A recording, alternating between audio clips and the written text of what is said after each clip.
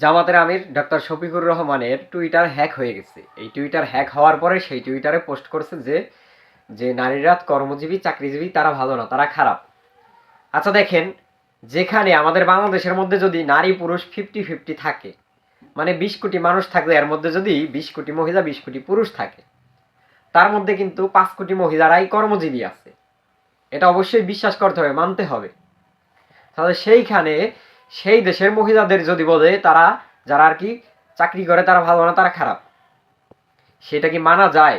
মানা যায় না। কিন্তু সে নিজেই জিনিসটা লিখে নেয়, তার টুইটার অ্যাকাউন্ট হ্যাক করার পরে আর কি সেখানে পোস্ট করা হয়েছে। সে সেটা নিয়ে একটা বিবৃতি দিয়েছে, তারপর হচ্ছে সেটা নিয়ে একটা মামলাও করছে, অভিযোগ জানাইছে আর কি। তো সবকিছুই প্রমাণ তারা দেখাইছে, বক্তব্যের মাঝে এসে তারা বলছে যে আমাদের টুইটার অ্যাকাউন্ট হ্যাক হয়ে গেছে।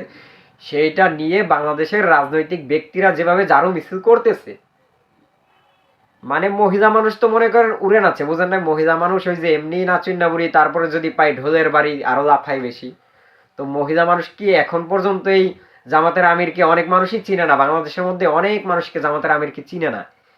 বিএনপি, তারপর হচ্ছে আওয়ামী লীগ এদেরকে ভালোভাবে চিনে, কিন্তু জামাতের আমিরকে অনেকেই ভালোভাবে চেনে না। এই যে যারও মিছিল করেন আর যাই করেন, এইটার মাধ্যমে যে বাংলাদেশের মানুষের সাথে আবার পরিচয় করিয়ে দিতেছেন তাকে, এটাতে কিন্তু তার ভালোই সুবিধা হয়েছে। যারা নামছে, যারা ঝাড়ু মিছিল করতে নামছে, অনেকে যাই না নামছে, না যাই না নামছে, যে আসলে অনেকেই জানে না। যদি ভালোভাবে জানতো যে আসলে সেই ঘটনাটা কি হয়েছে, তাহলে কিন্তু নামতো না। তোর বেশিরভাগ মহিলারাই না যাই না নামছে।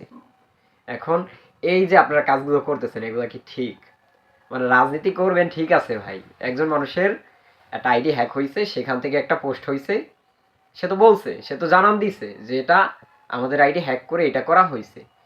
সেইখানে কেন তা উড়াউড়ি পারাপারি লাফালাফি করা লাগবে? মানে আপনারা কি ঠান্ডা মাথায় থাকতে চান না? ঠান্ডা মাথায় থাকতে পারেন না? এই অভ্যাসগুলো চেঞ্জ করতে হবে, পরিবর্তন করতে হবে। তাহলে আগামীতে আপনারা ভালো কিছু করতে পারবেন। এই স্বভাবগুলো যদি আপনাদের থেকে যায়, তাহলে ভবিষ্যতে ভালো কিছু করতে পারবেন না। আর যে কোনো মানুষই হন না কেন, ভুল ভ্রান্তি মানুষের ভিতরে হবে, এটা স্বাভাবিক। কিন্তু তাই বলে কি আমরা একটু ভালো মন্দ একটু যাচাই করার চেষ্টা করব না? অবশ্যই চেষ্টা করতে হবে। যেমন আমি এই ভিডিওটা করতেছি, ভিডিওটা কিন্তু 2 দিন পর করতেছি, গত 2-3 দিন আগে এই কাজটা হয়েছে, তারপরে আমি করতেছি।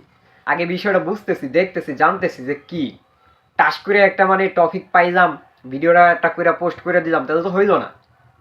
একটা জিনিস শুনতে জানতে একটু সময় লাগে, প্রথমে গরম গরম যা হয় সেটা কিন্তু একদম সঠিক হয় না।